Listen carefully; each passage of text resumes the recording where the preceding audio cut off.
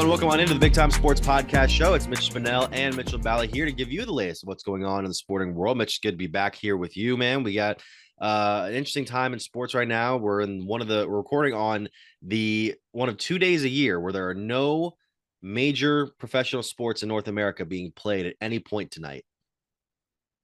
Mitch, first off, good to be back. It's like a little 2-week hiatus between us. And then, of course, we come back when there's no sports going on the day we record. But I feel like in the 2 weeks we've been gone, there's been a lot that has happened, both professionally, locally, collegiately, that we're going to have to talk about. But it is good to be back. Nice to see that we're still here doing this and still in the same spots as always. Absolutely. I want to start off here talking about some local stuff here on the Big Time Sports Podcast Show. A lot of stuff has been going on. I mean, you mentioned you just got back from some baseball tournaments here and there. We've been kind of covering some stuff locally, which you guys can check out on our website, BigTimeSportsOhio.com. I mean, a lot of the stuff that's been going over the lawn on the last few weeks, Mitch. I was actually at one of the events yesterday, the first ever Deshaun Watson 7-on-7 high school football tournament was played at Akron-Hoban High School's Dowd Field yesterday. Now, this is a tournament that is pretty prominent in the South. I mean, Watson was there yesterday. He talked about how a lot of it has been pretty prominent in the southern states of the last few years. He was the MVP of Cam Newton's, or the all-star of Cam Newton's camp in Atlanta years ago. And this is a tournament that I was at yesterday. It's a very interesting one, so to say. Many teams, 16 area schools, were able to compete in 7-on-7 non-contact, essentially touch football competitions. And it's very interesting to see some of the local talent and also get a perspective on how Watson is not only, getting ready for the upcoming season. We have the Browns training camp here within just less than 2 weeks from now, but we also have him trying to get more involved in the Northeastern Ohio community, trying to get himself more out there after, spending most of last season through legal limbo. Yeah, Mitch, I think I'm going to start with that point right there. He's trying to get more involved in the community. And I'm sure whether you want to acknowledge a lot of the things he went through or not, moving to a completely different new state and city and new team, I think is very hard for people right away. And especially if you want to get involved in the community, then you bring in all the legal issues and whatnot that has happened. But I think this is a really cool opportunity for both him and then everybody in Northeast Ohio, because Mitch, when he was playing football at the time, he was a top 7, top 5 quarterback in the NFL. So if you're a football player, and we know how rich in football, high school football is here in the state of Ohio, why would you not want to be a part of this camp? Also get out there early. I mean, this is the first week that practices are legal in Ohio for the OHSAA. So some of these teams now taking advantage of that, getting out ahead of some others. Granted, it is 7-on-7, but still a very unique opportunity. And it seemed, Mitch, from all the reports I saw yesterday, it was actually good football. It looked like it came down to the wire in some of the matchups. It was back and forth in some. And so I'm sure in totality, it was a very successful first Deshaun Watson 7-on-7 camp yesterday from everything I've been able to read and look at. But you were more so there. What were your takeaways, and how do you feel about 7-on-7 football? 7-on-7 football is an interesting sort of dynamic in comparison to what we've normally had here in Ohio, 11-on-11 tackle. And, with this kind of sport and flag football popping up in the last few years, it's become certainly more prominent. I don't necessarily think it'll be on the same level as traditional football we've had for just about a century now, but the number of schools there yesterday, including the likes of which I wrote down here: Aurora, Austintown, Fitch, a lot of Akron area schools, Bookdale, Hoban, East. Glenville was also there, John Hay, Kirtland, both Lutheran schools, East and West, Maple Heights, Olmsted Falls, Strongsville, and Youngstown Cheney were among that mix. Very, very talented squads that were able to compete well against each other yesterday. And as far as the tournament goes, Watson did talk about trying to maybe potentially in the future expanding the pool to maybe 32 or even 48 schools. There are certainly a lot of them that wanted to be in the mix this year, but for the Watson and the Browns this year decided to keep it at 16, try to keep it on a smaller scale. And then with time, I'm sure they're probably going to make it an event with more teams and probably multiple days if they're able to continue this going, and possibly over at Dowd Field, which the Browns gave donations to in order to help them finance a new layout, new design for their stadiums. And I'm sure that is a possibility. Also, if they do more teams, obviously to 32, maybe 48, that's when you're going to probably have to look into other venues, unless you make this a week-long thing, in which that can get tricky with high school football practice for some teams and these kids then having to be away for a week. But I think he did it the right way. You said 16 teams and they've talked about expansion. You rather start small and absolutely crush it than start too big and have a watered down event. And I think you and I both know, and a lot of our listeners and viewers know, that there is a tremendous amount of talent in the state of Ohio when it comes to high school football. A lot of teams that are very talented that would love an opportunity to play in this. And hopefully this is something that Watson, continues to do over the next 5 years and beyond that of his contract here in Cleveland. And, it seemed like a very successful event. Absolutely, absolutely. And there was another story I wanted to get to that was local that we wrote about on BigTimeSportsOhio.com just a couple of days ago. This revision of rules from the National Federation of State High School Associations came out at the June 4th through 6th meetings in Indianapolis. And this is an interesting one that we kind of caught our attention was they have approved one-way communication devices between baseball coaches and their respective catchers for the purpose of calling pitches. Now, this is not new to us because we've seen it in Major League Baseball here over the last few seasons become more permitted. High school is going to be interesting because, they kind of wanted to make it maintain the balance between offense and defense in the games. That's kind of what Elliot Hopkins talked about. He's the director of sports and educational services and liaison to the baseball rules committee for the NFHS. It also says here the new rule prohibits coaches from communicating with any other player besides the catcher on defense and with any player while batting. The coach must also be in the dugout and using the communication device. I mean, we obviously never had experience when we played with communication devices, also because we never played catcher before. But how do you think a change like this will change the dynamic of high school baseball? Mitch, and I'm kind of able to speak on this, even though I'm not a catcher, but just from coaching now for 4 straight summers and having high schoolers, there's a lot of people out there that don't understand how easy it is to steal signs from a catcher when you're on the base paths and relay them to your players or AK your teammates in the box. 2, assign roles sometimes to players on the bench to try to decipher the sign of a coach sitting on a bucket going like this, calling a pitch. Now this almost takes that away. You're going to have to get real creative. Obviously there have been new ways. I don't know if you had seen it.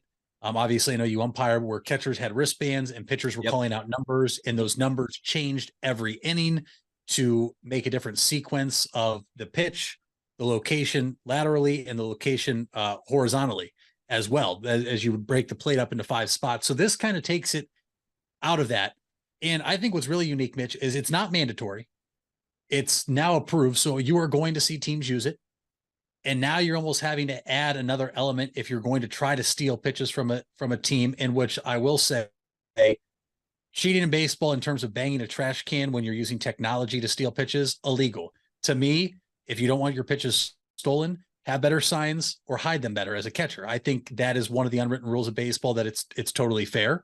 I may or may not have had a kid this year try to tip pitches from second base, very obviously to a point where he got hit his next time up.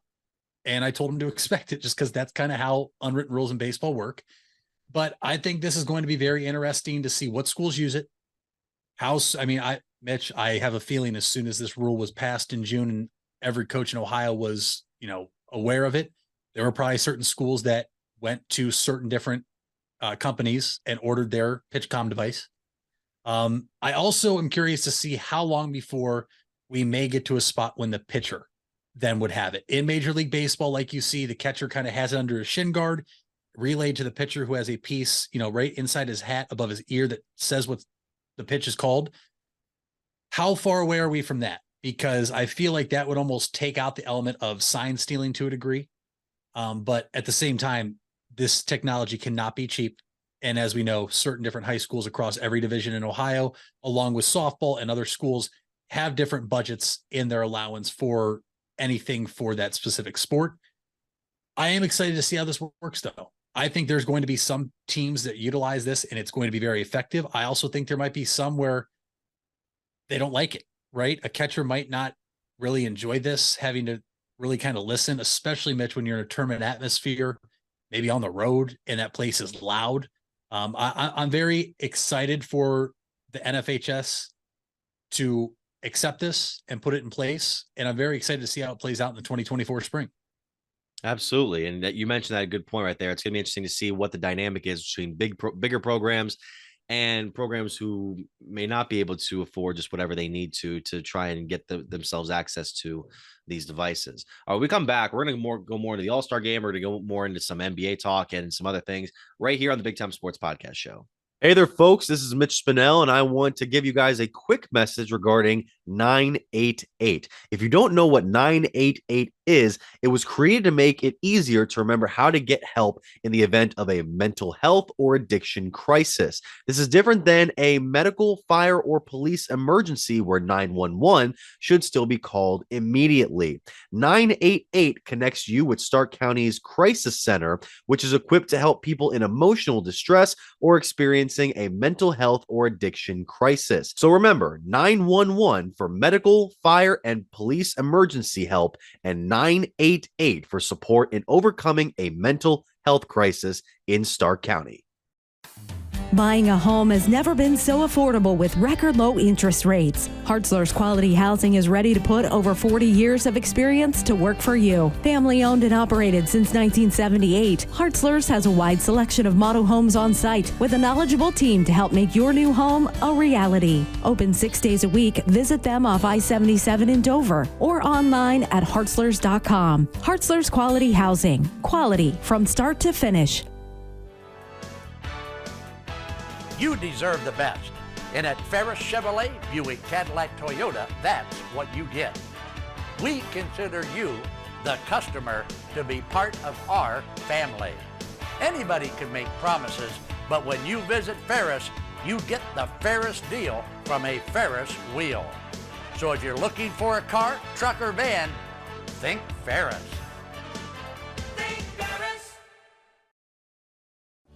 You invest a lot in your home and vehicle purchases. Van Nostrand Young and Associates want you to feel secure should anything happen to those investments.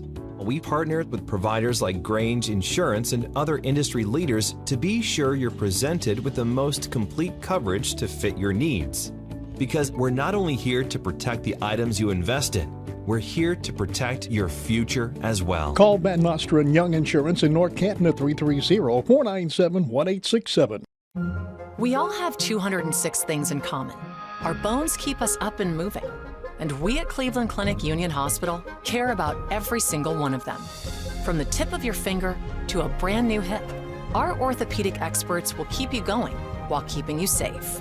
For every break and breakthrough, for every bone and joint, for every care in the world. Get the care you need when and where you need it. Visit unionhospital.org. Wendy's without the Wendy's app is like Nugs without the sauce. Or a Frosty without the fries. Or a hamburger without the fresh beef. No! Level up. Get the app to order ahead, order delivery, earn free food, and get app-exclusive offers. One app, all the Wendy's. Offer for a limited time at participating Wendy's. Terms apply. App registration required. Fresh beef available in the contiguous U.S., Alaska, and Canada. Vive Auto Sales, located on West High Avenue in New Philadelphia and Cleveland Avenue in Canton, is a used car dealership committed to getting financing for everyone. We give every customer that walks in our showrooms a prime buying experience, no matter their credit score or financial situation. Current inventory can be viewed at www.wefinancenow.com. Check out our Facebook pages for the most up-to-date information about upcoming events and promotions happening at Vive Auto Sales. Get out of the dugout and onto the field with help from Velocity Sports. Velocity Sports is a baseball and softball training academy with locations in North Canton and Canal Fulton. Our new Canal Fulton features 10,000 square feet of training space with 6 cages for hitting and pitching and a large commercial weight room. Velocity Sports will sharpen your skills and get you in the starting lineup. For more info, go to velosportsohio.com. Back here on the Big Time Sports Podcast Show, Mitch Spinell alongside Mitchell Balla. Mitch, I mean, we got the All-Star game officially in the books last night, a record-breaking night for the National League, not so much in terms of accomplishments, but they are able to break the 10-game winning streak from the American League in a 3-2 come-from-behind victory. This is was my favorite story of the night. Elias Diaz, the lone representative for the Colorado Rockies in the All-Star game. He's 32 years old, was kind of just a position, like a fill-in player for the first couple of years of his career. And now he is the All-Star game MVP after hitting that 2-run home run in the 7th inning to bring the National League back to a victory in the Classic. Man, that's kind of what those are the stories that this sport is about. Mitch, the NL winning did not bother me, obviously, because this does not determine home field advantage in the World Series anymore. So ultimately, it doesn't matter for when the Guardians are in the World Series this year. But did I say that out loud? My fault. To your point, Elias Diaz, 32 years old, Mitch. He is a career 248 hitter. This is a guy who, has just been somewhat of a journeyman, right? He's played for the Pirates twice, and then now the Rockies from 2020 to 23. And he's been a bright spot for the Colorado Rockies, if you will, in a season in which they have not been very good. But at 32 years old, Mitch, and you've seen this before with some guys just even in the NBA, right? These guys finally get a breakthrough. They get acknowledged as an all-star. And although it isn't the same as it once was as we were growing up, and it's went to a fan vote, and some of it's been somewhat of a popularity contest, every team's represented. And now a guy, Mitch, who maybe at 32 years old never thought he'd be in the situation, a pinch hit, go ahead, 2-run home run, and his emotion told you everything you need to know about how big the moment meant. I mean, he was emotional both in the dugout when they interviewed him afterwards, and then at the end of the game when he was the most valuable player of the All-Star game. And that's so cool to see. There's so many cool things in sports that you want to see, and that was one of them. It was a very good game, entertaining game. Obviously, the stakes not as high, but Diaz to get MVP, Jose Ramirez, our Cleveland Guardian, to get a double, which he now has the most extra base hits out of anybody in the American League in baseball since he has come into the league, which is very cool. Right on cue. You had phenomenal plays to start the game. I don't know if you watched from the very start with, was it Adolis Garcia and Randy Arozarena both making catches up against the wall to start the game. Freddie Freeman mic'd up. I think that's one of the best parts of the All-Star game, Mitch, is they're miking up players. They're not just miking up outfielders.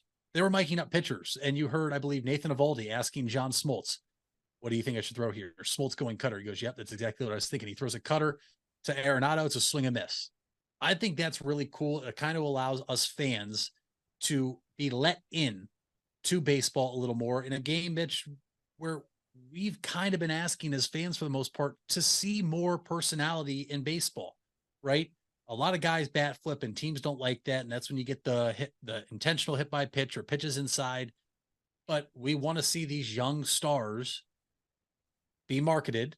Now, they can't always be marketed, which I'm not going to go off my rant today about how the MLB is doing a horrible job at promoting their superstars.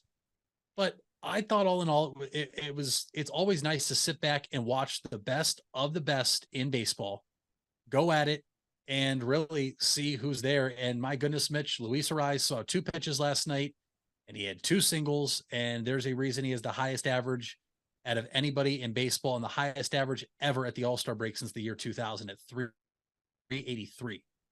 You got to really see some tremendous talent that most people, Mitch, don't typically get to see. And the 9th inning, yes, Jose Ramirez made that last out. I wanted to see Julio Rodriguez hit a walk-off for the American League in Seattle in front of that home crowd. You heard Craig Kimbrell, who got the save for the National League, say afterwards, I stepped off the mound to take it in because that was just such a cool atmosphere, something he had never been a part of. And it really was cool to see Julio Rodriguez come up, everybody hoping he hit a walk-off home run for the win in front of his hometown after he really showed out in the home run derby the night before. I love the All-Star game. I wish it meant a little bit more. I wish there was a couple different tweaks, but I don't know about you, how you feel about it, but I always try to make sure I'm in a spot to watch the Major League Baseball All-Star game. Absolutely. And so with that in the books, by the way, we forgot to mention Vladimir Guerrero Jr. winning the home run derby this year against Julio. I mean, I wasn't surprised by it. Vlad Jr. is one of the most electrifying power hitters in the American League.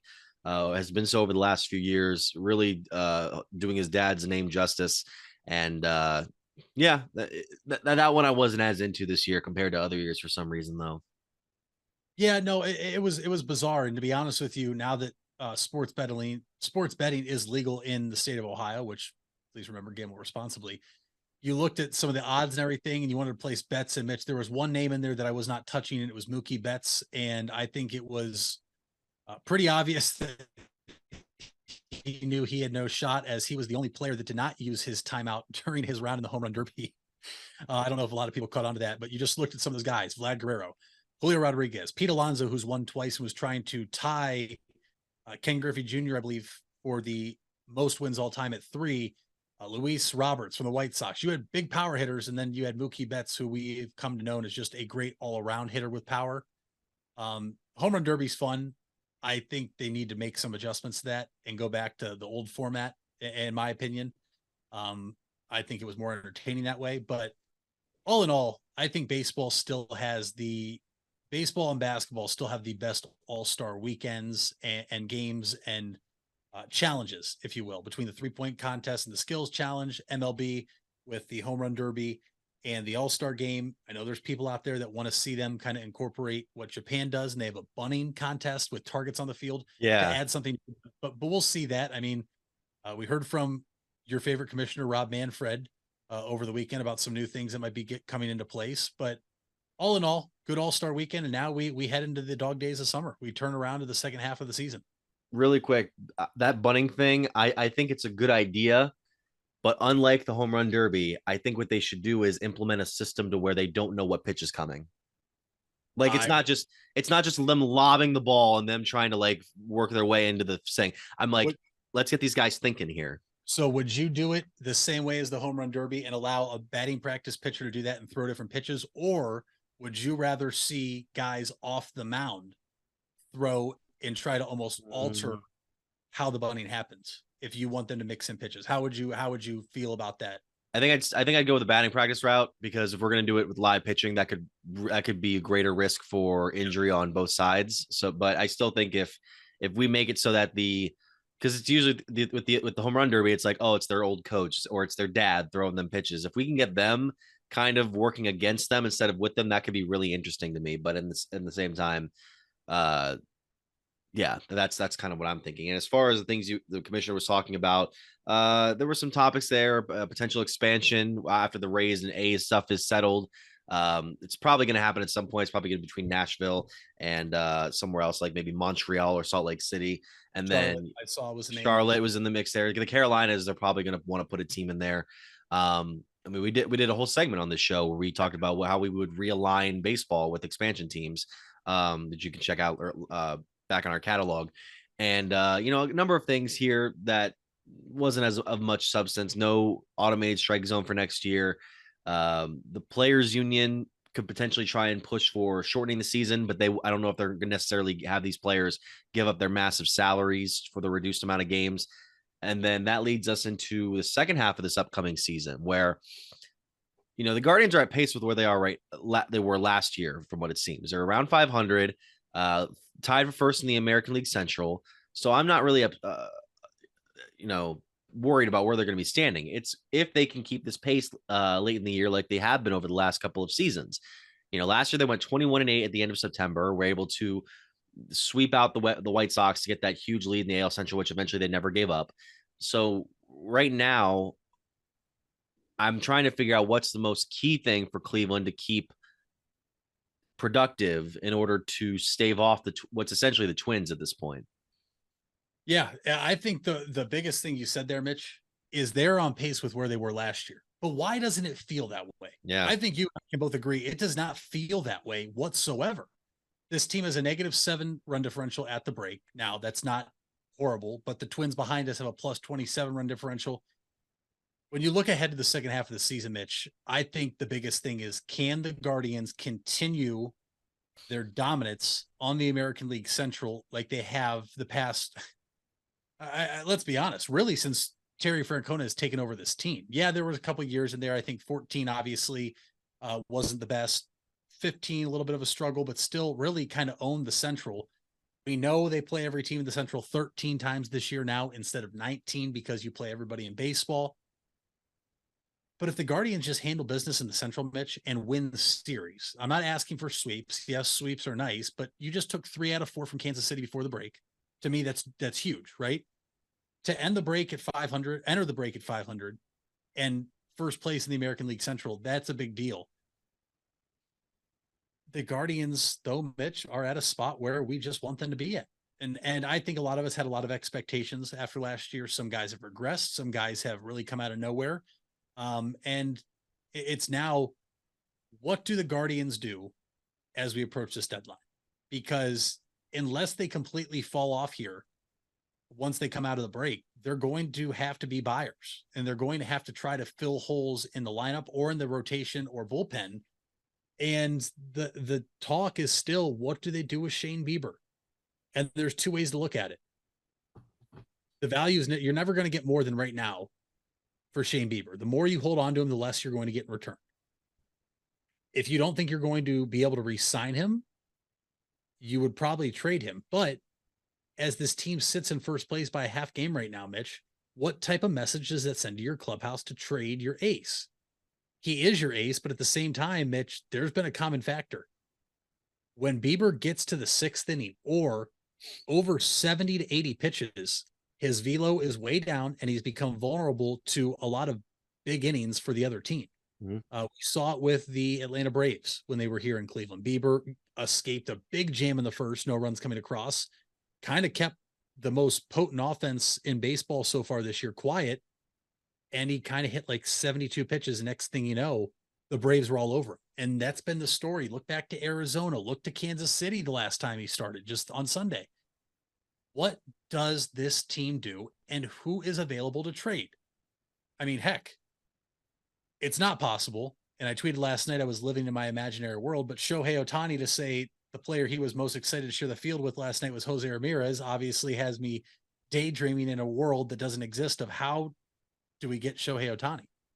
I would trade anything outside of Jose Ramirez for Ohtani, even for just a half a year, but I'm very curious to see where this team goes, because this is it. It's the Central or nothing. You will not be able to win a wild card. Every team in the American League East, all 5 teams have better records than you. And then there's 2 teams better records in the American League West, and you're tied with the Mariners at 45 wins. It's the American League Central Division or nothing for the Cleveland Guardians. So I'm curious to see where they go. I'm curious on your thoughts. The Furby Electric Supply Company has bright ideas for your home. Save money by converting to energy-efficient electrical products or add ambiance with beautiful lighting features. It begins with a professional consultation and a visit to the Furby Lighting Showroom. Then certified Furby contractors complete your project right and on time. Since 1934, 4 generations have built a reputation of quality and trust, and they offer emergency services too. Just visit Furby.com. That's F-U-R-B-A-Y. The Furby Electric Supply Company. You asked for it and we listened. Buckeye Career Center is now offering Certified Nail Technician as an adult education program. This 216-hour course begins in November and will run Tuesday through Thursday evenings from 5 to 9 p.m. Learn manicures, pedicures, infection control, salon operations, and more. Other part-time certification courses starting this fall include phlebotomy and welding. Call 330-339-2288 to register or visit BuckeyeCareerCenter.org for more information. If you're looking for a new or pre-owned car or truck, why not see the Parkway Auto Group? Parkway is a special group of automotive experts with 8 brands to satisfy your needs. Come see the difference at the Parkway Auto Group on Commercial Parkway in Dover. 8 brands and 1 family. It's Parkway Auto Group. Fall is in the air and part-time career enhancement courses at Buckeye Career Center are on the horizon. Registration is now open for Introduction to Beekeeping, Basic Small Engine Repair, and Sign Language. These part-time offerings run on Tuesday evenings and begin in November. Let Buckeye Career Center help you learn a new skill or advance your current skill set. Call 330-339-2288 for more information or to reserve your seat in one of these or our other part-time classes. You matter. Everyone plays a part. We all have a role. Each of us can make a difference. You do matter, and the best way to have a positive impact is to pay it forward. with each of us helping one another to cope, feel better, and know that we belong. Pass on the positivity today. Tell someone else they matter too. Alt Care. Alt Care, Alt Care, where you matter. We all have 206 things in common. Our bones keep us up and moving. And we at Cleveland Clinic Union Hospital care about every single one of them. From the tip of your finger to a brand new hip, our orthopedic experts will keep you going while keeping you safe. For every break and breakthrough, for every bone and joint, for every care in the world. Get the care you need when and where you need it. Visit unionhospital.org. Employee benefits, although time-consuming and expensive, is one of the top considerations for those making a job change. At Hummel Group, we help businesses craft benefit strategies that align with company goals. Through an emphasis on cost containment, leveraging technology, and benefits administration, we save your team valuable time. Your employees call us with questions, not you.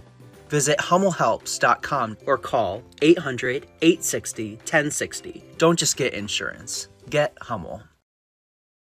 June is National Safety Month. Did you know that 80% of injuries related to falling in a home happen in the bathroom, mostly to folks over the age of 65? If you find it hard to get in and out of a standard bathtub and need a new walk-in shower or convenient walk-in bathtub, then call the professionals at JR Bath. JR Bath has been helping to make bathrooms beautiful and safer since 1976. Call JR Bath at 330-494-2365 or visit us at jrbath.com. Well, the focus is really on the pitching, and I know you said with if they bottom out, they might have to trade Bieber. I think if they are still in contention, they might have to still potentially trade him, depending on the sort of haul that they might get. And I'm not going to entertain the conspiracy, not conspiracy, but the hyping of Ohtani, which we saw last night, because he said he was really excited to meet Jose Ramirez, and therefore, let's try to get him for 2 years, $40 million, as if that's ever going to be possible. But that being said, you might have to trade him for a power bat that can supply you with some right-handed power later on in the season, especially if Tristan McKenzie can come back from what he's trying to do right now, which is trying to ramp himself back up from that elbow injury. I worry that he's delaying the inevitable, and he might still have to get the offseason surgery anyway, which is going to cost him all of next year as well. But if you can get him back, okay, he's your one. Quantrill and Savali are 2 and 3 veterans, and you have 3 rookie arms to work with potentially. And even with that, it's just more so you have to get some guys in the lineup really, really going like they were last season. Get Josh Bell into the mix a little bit more, having him driving runs. Get Steven Kwan. Kwan's been kind of picking up over the last week, but haven't become the leadoff hitter he was last season. And then get Andres Jimenez become a more reliable bat in the lineup. And then we could have consistency that helps for Cleveland in the latter stages of this year, especially when they're going to have to go get up against those Central Division opponents. I'm glad you mentioned Josh Bell, Mitch. I think every fan in Cleveland would be in agreement. He has been somewhat of a disappointment so far. Mm-hmm. He has a player option, which he's going to obviously opt in for if he finishes the season how it's been so far. But I think the way he you look at that Royal Series, Mitch, he kind of came back into what we expected Josh Bell to be. I believe he reached base every game, maybe not the 4th and final game of the series, but he had the one game where he was 3 for 3 with 2 walks, reached base all 5 times. If he's heating up, Mitch, this team is going to look a lot different, because now you have Josh Naylor, who has been a tremendous, I don't want to say surprise, because he wasn't himself last year. He was still coming back from a broken leg. And we knew that. He did not look like himself last year. How many times did we see him wincing in pain running down the lines or running bases or on certain plays? He's been a phenomenal guy to be right behind Jose Ramirez. And now if you get Josh Bell going, I think that takes some pressure off Andres Jimenez. It allows Naylor to see more fastballs. And to me, that's actually, if they don't make a trade, I think they don't make a trade because Josh Bell comes out of the All-Star break and picks up where he left off the last 4 to 6 games and becomes the guy that we expected him to be, and almost that All-Star he was in Pittsburgh, where he was hitting mammoth home runs and a lot of them. But we're going to have to wait and see. And as we get closer to the deadline here at the end of July, there's going to be rumors. And I'm excited to see, where Cleveland's kind of in the mix there. and see what teams like the Angels or the Mariners, even the Twins, and then what teams in the American League East become sellers, because 5 teams can't make it from the American League East, right? Only 3 can, 1 division winner and 2 wild cards. I'm very intrigued to see how this shakes out. But I do want to ask you, outside of the Guardians, what is the biggest storyline for anything, player, team-wise, coach-wise, that you're looking forward to in the second half of the season? It's a good question. I like to see if Cincinnati can keep up their pace. If Ellie De La Cruz can prove himself to be the rookie from heaven, like he's been for the last couple of weeks here in the season. I'm very interested in seeing if the Atlanta Braves can put themselves in contention of one of the best regular season teams of all time, because they're on pace for 109 games right now. Ronald Acuna is not being talked about very much in comparison to guys like Ohtani, and for us here in Cleveland with Jose Ramirez. But Acuna right now is on pace to have the best combination of power and speed in a regular season we've seen ever. He's at what is it here? 21 home runs on the year, 41 steals. The other night in Cleveland became it became part of the 20-40-50 club along with 50 RBIs. He's on pace right now for 38 home runs, 75 stolen bases right now, which has never been, which if he were to get to that 40-40 mark by the end of the year, which would make put him alongside the likes of Jose Canseco and Alfonso Soriano and all that, he'd become the first player to completely smash the stolen bases. All the other guys made it just past 40 and 40. He would be at 40 and 75. So right now it's kind of incredible with what he's been able to accomplish and how little it feels like it's being talked about, because Atlanta is just being taken as the best team in the National League, if not all of Major League Baseball. They have the best record right now. They are very dominant at home. They have a very good pitching staff, very good offense that we saw this past week in Cleveland. This is a team that has won the World Series before, did it without their number one guy because he was injured that most of the season. But I'm very curious to see if Atlanta will kind of surpass. I mean, they've surpassed the Dodgers so far as the best team in baseball this year, and I'm really curious as to see if this team can even surpass what last year's LA team did, which was 111 wins, which is one of the highest totals we've seen in the 21st century. Yeah, I completely agree with you. You kind of stole my team that I was really looking forward to watching, the Reds. So I'm going to go to a different team, the Arizona Diamondbacks. Mitch, to me, the Reds and Diamondbacks in the National League have been the 2 biggest surprises alongside the Miami Marlins. The Diamondbacks right now would be a wild card team if the playoffs started today. And they are ahead of the Padres, Mitch, who I think arguably have to be number 1 for the most disappointing team so far this season out of any team in Major League Baseball. They're 43 and 47 with some of the most high profile names in all of baseball. Player wise though, Mitch, Luis Arraez. Can Luis Arraez hit 400? I believe he's trying to become the first player to since Joe Mauer, if I'm not mistaken. Hit 400? Unless it was 400 before a certain part in the year, but yeah. He's hitting 383 at the break. This is a guy, Mitch, now, when you look at his baseball reference page, he is a career 327 hitter. That's unheard of in the style of baseball in which it is today, in which it is hit the ball hard and hit the ball far. Arraez just gets on base. I want to see if a player in modern baseball right now can hit 400 when in reality, most teams are going for guys that can hit for power. And he's a tremendous hitter, and he is a reason why the Miami Marlins would also be a wild card team right now in baseball, as they sit at 53 and 39.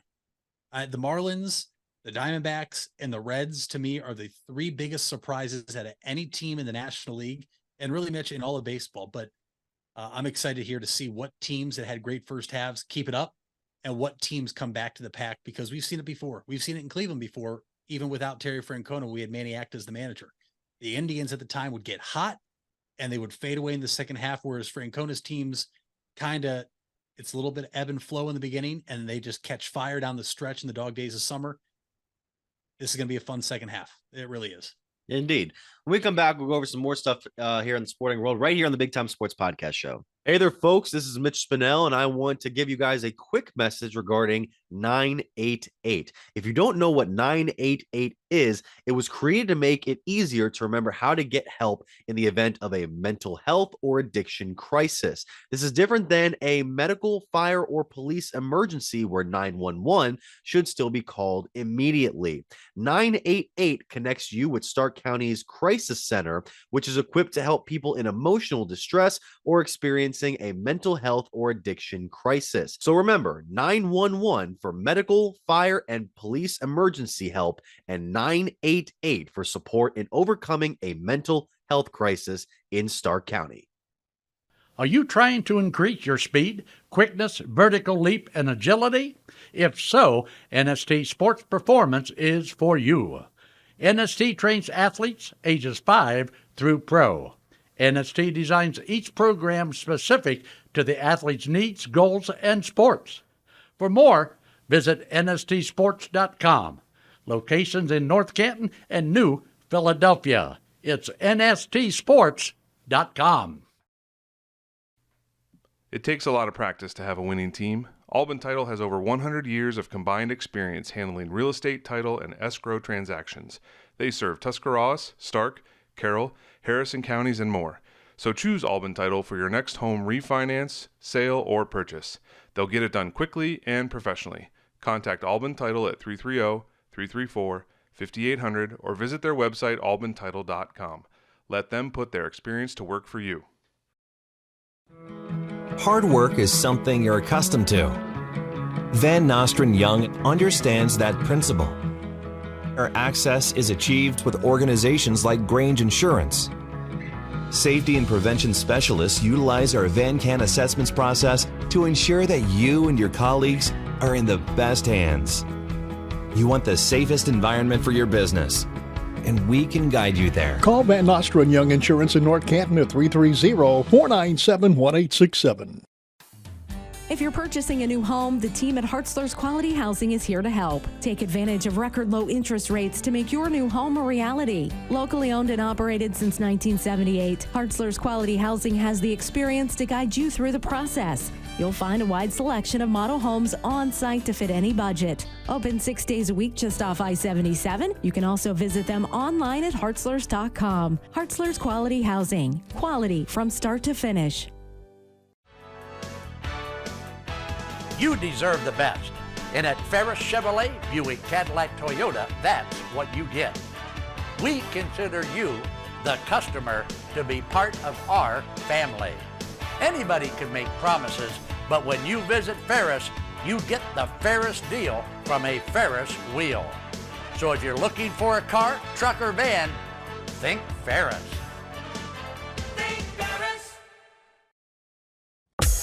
Wendy's without the Wendy's app is like Nugs without the sauce. Or a Frosty without the fries. Or a hamburger without the fresh beef. No! Level up. Get the app to order ahead, order delivery, earn free food, and get app-exclusive offers. One app, all the Wendy's. Offer for a limited time at participating Wendy's. Terms apply. App registration required. Fresh beef available in the contiguous U.S., Alaska, and Canada. Get out of the dugout and onto the field with help from Velocity Sports. Velocity Sports is a baseball and softball training academy with locations in North Canton and Canal Fulton. Our new Canal Fulton features 10,000 square feet of training space with 6 cages for hitting and pitching and a large commercial weight room. Velocity Sports will sharpen your skills and get you in the starting lineup. For more info, go to velosportsohio.com. Turning 65 soon or already on Medicare? Hummel Group can help you explore your options and find a plan that fits your unique healthcare needs and budget. Our experienced agents provide personalized advice and help you compare plans from top insurance carriers for free. We're here to help you find the Medicare plan that's right for you. Visit HummelHelps.com or call 800-860-1060 to speak to an agent about Medicare. Don't just get insurance, get Hummel. Aaron back here on the Big Time Sports Podcast Show. Final segment here, which we'll get into some topics before we get on out of here. Mitch, I mean, we have a number of things to get to, including some Cavaliers talk. I mean, we're in summer league play right now, which is very interesting. We get to see some of the younger Cavaliers take on some of the younger parts of the NBA. The biggest names for me right now have obviously been the rookie Imani Bates and the second-year player in Isaiah Mobley. I mean, what has it kind of been about with these guys? I mean, because Mobley has been seemingly the main guy on the Cavs summer league team right now. I think for me, Mitch, it's seen how Imani Bates kind of grows into what the Cavaliers want his role to be position wise. We know he is a freak of nature athletically, given his side and athleticism. We also know when he was at Eastern Michigan that he was the go-to guy, and that's not necessarily going to be his role at all in Cleveland. When you look at the players the Cavaliers have, obviously, in Mitchell, Garland, Mobley, Allen, this is a guy that will be coming off the bench. And obviously, you and I both talked about, in a past couple weeks ago, this is a low risk, high reward type player if he pans out, given where his expectations were when he came out of high school. I think he's growing already. He's learning, going up against some of the other guys that are trying to make a name for themselves and prove they deserve a shot on an NBA roster. And so I really kind of liked in some of the action I've seen out of him. He's struggled at times, and Mitch, there's other times he's looked like the guy that was a projected lottery pick coming out of high school before he went to Memphis. And there's going to be a lot of growing pains, right? He's young, very young, but this is still a player that I am very intrigued to see how fast he can mature, because we know there's some immaturity issues there. It's part of the reason he fell so far, along with injury history and other issues. But between Bates and Mobley now, these two guys, Mitch, are guys I think the Cavaliers are hoping can grow and develop into vital pieces of this roster as they continue to move forward, whereas they don't have to necessarily always look to make a trade or look to sign big name free agents. We have two guys we got in free agency that I think we're going to talk about here this segment as well, but these could be two diamonds in the rough when you talk about Isaiah Mobley and Imani Bates, that if they progress and they get bigger and stronger, right? We saw what happened last year in the playoffs that could become vital pieces down the line. No, I believe it. I mean, the veterans that you mentioned, by the way, in free agency, picking up Max Strus from Miami and that sign and trade, and then Georges Niang is a very interesting one for Cleveland. I talked about on the radio about a week or so ago how I'm kind of surprised with a number of people that I've heard talking about how these moves don't mean much for them, because a part of what the Cavaliers' downfall was in the playoffs last year is that they just didn't quite have a lot of aggressive guys to go up against some of those big men for New York, as well as potentially in the rest of the Eastern Conference. Now you have guys who can spot shoot for you in a system where, yeah, you have Jarrett Allen currently and Evan Mobley, and you're probably going to have that, as Kobe Altman said, he wants to keep this core four of players remaining. But I'm curious as to what your take is on it, because right now I think what's good for the Cavaliers is getting guys who are able to make shots down the stretch, and have guys like Niang who have size to them but can also be good from the outside. Yeah, no, 100%. I'm very the Niang signing, Mitch, really caught me off guard. It's not one that I think any of us were looking for. The Strus, I think, was one that we were looking at, somebody that really can open up the floor in terms of shooting.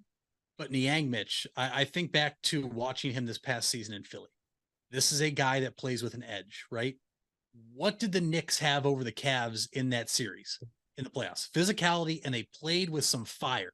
Yeah. And that's not a knock on our guys. I'm not questioning Donovan Mitchell's fire or will to win. There's only so much you can do as a guard.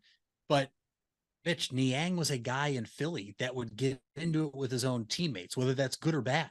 I still remember a few games I saw on national television where he was going after teammates on the bench and had to be separated. Now that maybe isn't something you want, but at the same time, You need a veteran presence who has been in the playoffs and played big minutes to come in and challenge guys and push them harder. And I think this Cleveland team last year knew how big of a jump they made in the 21-22 season to make the play-in. And I don't want to say coasted, but they needed somebody to kind of wake these guys up. When you look back at those teams with LeBron, yes, LeBron was on there. There was typically a veteran presence that was there to almost check somebody. And they didn't always play. Niang will play, but I think back to Kendrick Perkins. You didn't want to mess with Kendrick Perkins, Mitch, because that's a big man. And that was a guy who wasn't afraid of anybody. We saw in his time in Boston, in Oklahoma City, and then even in Cleveland. He was kind of the enforcer. And not necessarily in terms of his play on the court, if we're being honest. I mean, there was times I went to a Canton Charge game down here at the Civic Center and he was down here playing. But Niang, to me, as much as I love Strus, as big of a signing that may be, and we'll have to wait and see, is he going to play the three and the Cavs are going to go with three smaller players with the 2 7-footers down low, or are they going to go to a big lineup? Niang is the most interesting piece because, one, we did not really have any rumors or connections to him. 2, he does play with a fiery edge and he can shoot the basketball as well. The Cavs went after needs and offered a little bit more money for those guys rather than going after the flashy names that were going to demand an insane amount of money, or that we are going to have to trade a lot of assets and potential starting players from our core four to acquire. And so Niang, to me, is a guy that I'm very intrigued with. The signing caught me off guard. I don't know how many times I have to repeat that, especially when you look at the length and money. But between him and Strus, Mitch, I think Koby Altman did what he had to do as the Cavaliers general manager in trying to make this team more physical and more of a threat from the outside of just Darius Garland, Donovan Mitchell, and then Isaac Okoro, and what seemed like every 3 weeks in the corner being able to hit 3-point shots. I'm also intrigued now to see if either one of the two signings start over Isaac Okoro. This is a guy that the Cavs front office does not want to give up on. We know he can play defense. We also know he's very undersized to play the 3 in the NBA. What is his role now after getting rid of Jetty Osman and Lamar Stevens, which the Jetty one didn't surprise me. Lamar Stevens kind of did, especially because we know how valuable he was in terms of the junkyard dog the Cavaliers like to have off the bench. And I mean, Mitch, how many times were we pounding our chest and screaming at our television saying, put Lamar Stevens in versus the Knicks because nobody else can stop him. He's at least going to give you everything he has. Yeah. Now we're going to wait and see. Is Okoro going to be an energy guy, the hustle guy, get extra possessions, get more rebounds, be able to hit down some more 3-point shots? I don't know, but I do know I'm excited for Cavaliers basketball to be back already. And I typically never say that during baseball season because our baseball team is the most important team playing right now, but I'm excited for Cavaliers basketball. Absolutely. No, I'm excited for it too. The last story I wanted to get to here is this developing story in college football right now where, look, this situation from multiple accounts is pretty sensitive and we're going to try and address it the best way we can. But at the same time, I'm kind of going back and forth on certain details here. So the Pat Fitzgerald stuff, there was a report that came out, what was it, a few weeks ago, that Northwestern players were accused of partaking in hazing practices for younger players. Initially, Pat Fitzgerald is the head coach of Northwestern's football program since 2006, which I did not realize just a few days ago, was given a 2-week suspension by the university. Well, then the Northwestern, the student paper over there, from all accounts, it seems has done a very well-versed job at gaining some more details as to what actually happened within this program. And that led to Fitzgerald's dismissal from the Wildcats. Now, it looks like there's going to be a legal process here coming soon. It seems that Fitzgerald has hired a very expensive attorney to try and work his way into a battle with the university because he still had $42 million remaining on his contract. This is a contract for a guy who's brought Northwestern, a team that, while not among the likes of Ohio State and along the likes of like the top college programs, this is the best run they've had in their program's history. They won 0 bowl games before they got to Pat Fitzgerald. Mitch, they've won 5 since then. Yeah.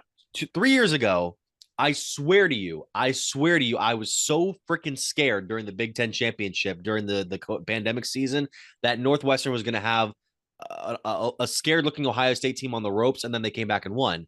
Now, this is where it gets kind of tricky because right now, yeah, obviously both sides are saying different things, and you see the sort of stuff that they're alleging the players were doing, and we're not going to get too much into detail of the exact detail. People can go look at the reports. I encourage you to go look at the reports, look at the details, and then kind of process it through your own minds.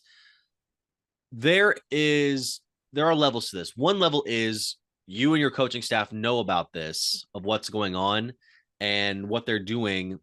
And look, as far as hazing goes, I know there's some people like hazing should never be a thing. There are levels to hazing. There's things like having the freshmen perform a song and dance number in front of your team, or have them carry your books to class.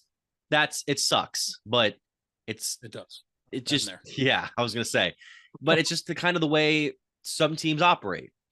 But when you're doing things allegedly like they were doing when they're turning out the lights, that's where I'm like, okay, that's no. Putting on the mask on, no, that's not it. And then, so the details are, so the allegations are out there.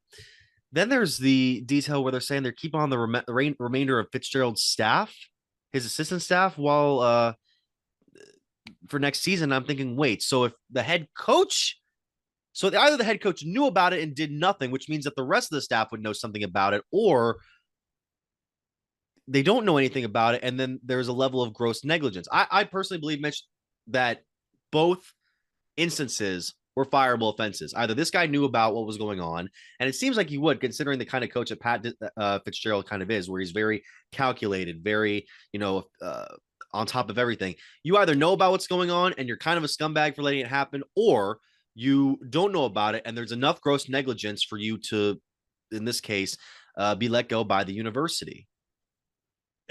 Absolutely. And that you said it spot on. We have to tread this lightly because it is a sensitive topic. And, it seems like there's a large amount of facts out there, but at the same time, there are two sides to every story.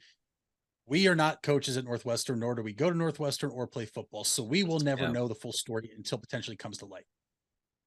To your point, for Pat Fitzgerald to be fired, but his assistant coaches to remain at Northwestern for the entire 2023 season and be supported by the school and university is a bizarre turn of events. Because, Mitch, when you are playing a sport, and this is high school, this is college, and most definitely professional, this is not just a saying people throw out there. This is your second family. You, in season, spend more time with your coaches, your players, your trainers than you do with your family.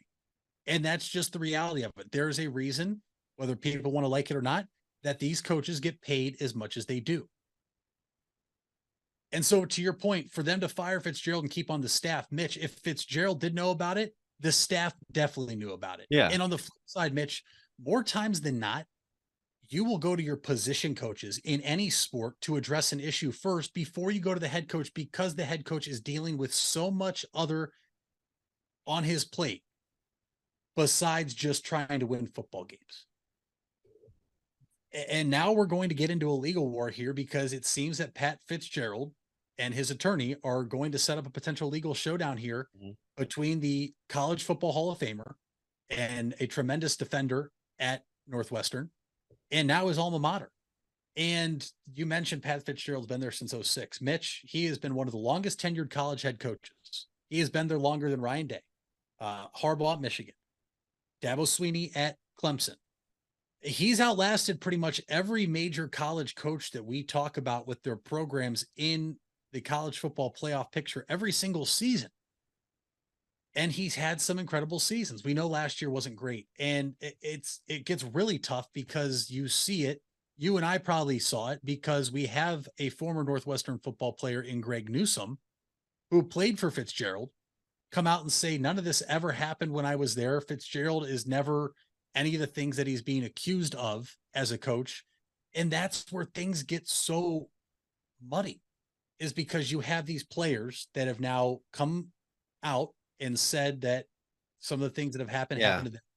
But then you have other players outside of just Greg Newsome. I'm using him as a reference because he's here for our Cleveland Browns. Yeah. Other players coming to Fitzgerald's defense saying this never happened. He is not what they are saying he is. I don't know where this came from. And that's where it gets so troubling. And for us as outsiders and just college football fans, where we have to kind of just sit back and wait, because you're talking about potentially Fitzgerald never coaching again. You're talking about him, if all this comes to light and is true, really, Mitch, having things attached to him and his name and his family's name for the rest of their lives. And that's the hardest part, is because if none of this is true, it's unfortunate.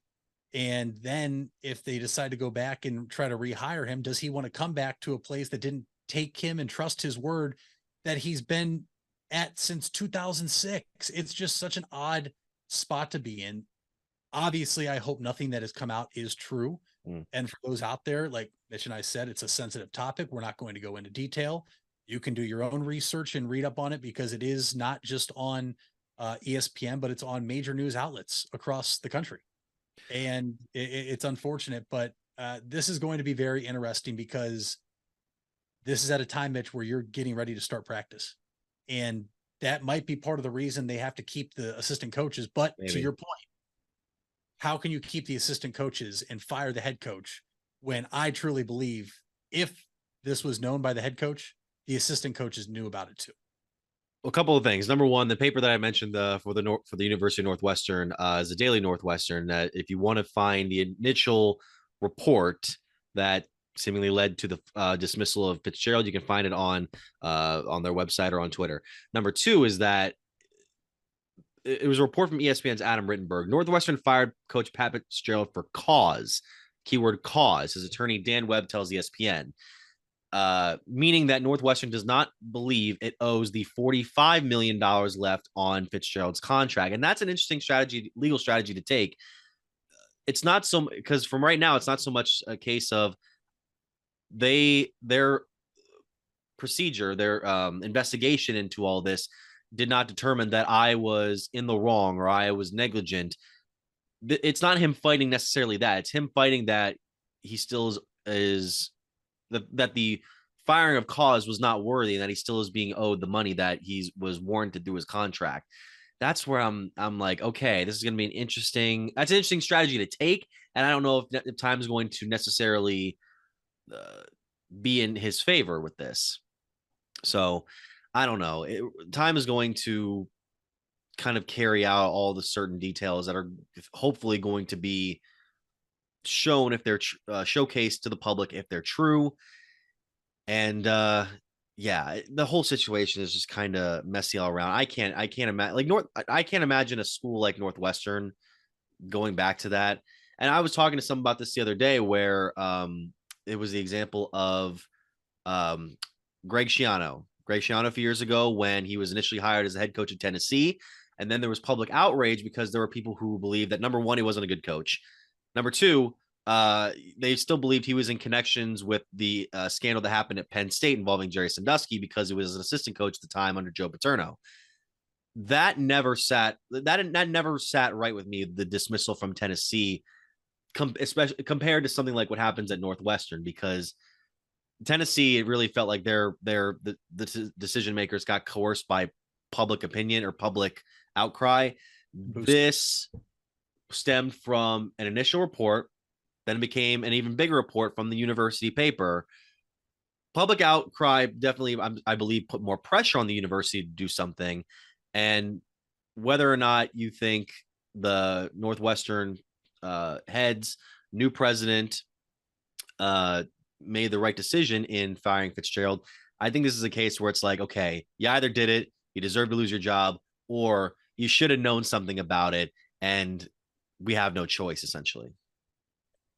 This is going to be something, obviously, that's a major story outside of just results of winning and losing in the sporting world, and really just news world, Mitch, for the next few weeks until we get more clarity on it. If this comes out to be that Fitzgerald can be proven that he had no idea about any of this going on, and there is enough of his former players and coaches to come to his defense and say, like, no, this is blown out of proportion. Some of this stuff, may have happened, but, it was off campus at a team house, which, Mitch, that is not necessarily a coach's responsibility. A lot of things players do outside the football facility and football practice and field, whatever it may be, cannot be held on the coach, because what is the coach supposed to go to the football players' houses? To me, that's kind of odd if he does. And it's like that for major sports. But Mitch, if this comes out to be, and Fitzgerald is dismissed of everything and having any knowledge of it, which is probably going to be tough, there's going to be a college program that lucks into having a very good college football coach, because when you look at Northwestern, you don't think of them as a college football school, yet they have been one of the more successful programs since he's taken over, let alone winning 3 bowl games, that where if he's completely dismissed of all this, and like I mentioned, I can't see him going back there now for being fired for cause. Sure. There's going to be a program out there that will take a risk on Pat Fitzgerald because of what he's been able to do at a smaller Division I school in a Power 5 conference, that would probably go to sign him as their head coach and build their football program up. We've seen it with other coaches before with other issues, right? And we're not going to get into the issues at all, but you've seen it in other sports with athletes and coaches that something happens. We probably don't have all the facts that we need to have, and it's kind of a knee-jerk reaction. And then they go on to be fined. And so now we just have to wait for all the facts and see what really happens. And I think now this could get really hairy, not just in terms of the allegations, but now the legal action that it looks like Fitzgerald and his attorney are going to take against Northwestern. And I feel like this is a story you and I are going to be covering here, or having to reference and talk about each show in the next, couple weeks and month, and really into the college football season. Yeah, and my last point is, there were some people trying to make his recent record into the reason he was let go. They are 4-20 in the last 2 seasons, since they had that 7-2 record in 2020, scared Ohio State in the Big Ten title game. But I can't. No, Fitzgerald was going to be the lifetime head coach for the Wildcats until this whole thing came to be. All right, well, that's us ending the show on a very heavy note. Let's end it lightly. I want to thank you guys so much for listening. Be sure to follow us on all of our platforms here: BigTimeSportsOhio.com, Big Time Sports Ohio on Facebook and Instagram, BTS Ohio on Twitter. Mitch Spinell, Mitchell Ballard everywhere. Mitch, what's the fact of the day?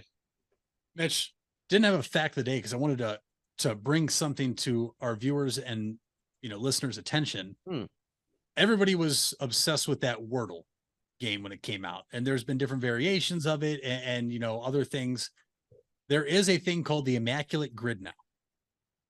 It's ImmaculateGrid.com, where every day you get a grid of 9 squares, and I'm showing the camera right here. It has become a serious addiction of mine, where you have to match players that played for both teams in the boxes, or for instance, they had a 100 RBI plus season for a certain team, or won Rookie of the Year. It has become an addiction. I absolutely love it. And let me tell you, if you like baseball, you need to try it, especially if you are a fan of the Cleveland Indians / Guardians, because Mitch, if you have deep knowledge of some of the guys we had as rentals, or guys we had that got rid of that went on to have good careers or flamed out after we got rid of them, you're going to be really good at this game, because today I had 3 former Cleveland Indians that are guessed less than 1% of the time on today's grid. Matt Albers at 0.5%, Abraham Almonte at 0.05%, and Casey Kochman at 0.1%. You want to try to get a low rarity score? Today's was 54. My personal best is 46 since I've done this in the past 3 weeks. Check out ImmaculateGrid.com. By Baseball Reference, it's a lot of fun. Gosh, I actually have not played this game prior to my first one, which I have here right now. I'm trying to get this all in check here. I have one guess for Luis Gonzalez. Yep, I got the one. Luis Gonzalez was Arizona Diamondback who had over 100 RBIs. What was his percent? So 40%. So it's not necessarily one answer, but it's just like one that applies. Right. There could be multiple. That's better for me. So you need to try to guess for a guy that most people wouldn't guess. Some are tougher. The other day there was a Cy Young winner who also had over 3,000 career strikeouts. I took CC Sabathia. He was guessed 2% of the time. So I'm guessing the lower percentage makes it more of an impressive guess. Is that what the trick is? Because because one was Arizona Diamondbacks. If you can see here, Arizona Diamondbacks and Chicago White Sox. And I remembered the name Edwin Jackson, the guy who threw the 144 pitch no hitter back in 2011, I believe. Yeah, I like this. I might start playing this every day now. So I thank you, Mitch, for getting me addicted to a new game. And we thank you all for listening or watching to the Big Time Sports Podcast Show.